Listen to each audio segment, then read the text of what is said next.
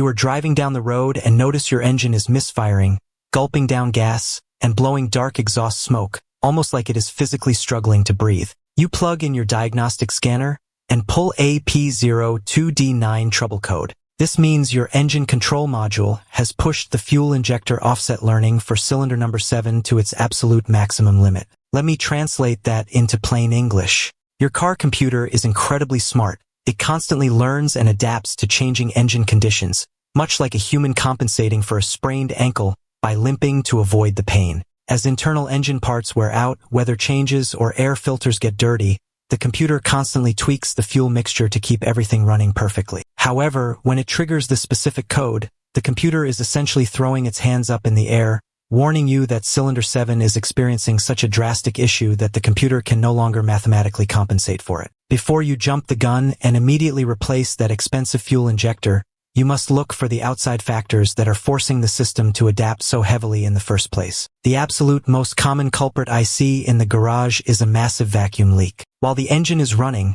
listen closely under the hood for a loud, high-pitched hissing sound. An old, cracked rubber vacuum hose, a torn positive crankcase ventilation line, or a blown intake manifold gasket will suck in unmeasured air, completely leaning out the engine and confusing the computer. Also, pop open your air filter housing and check the element. A severely plugged or physically collapsed air filter will choke the engine and cause erratic fuel adaptations. If the intake tract is completely sealed and breathing fine, grab a bright flashlight and meticulously inspect the electrical wiring harness plugging directly into the fuel injector on cylinder 7. Because these injectors sit deep in the engine valley, water, engine oil, and road debris love to pool up around them, which easily corrodes the delicate electrical pins and ruins the voltage signal. Clean that area out with some compressed air and verify the wiring is absolutely pristine before you tear into the fuel rail, because a simple wiring fix can save you from a massive repair headache.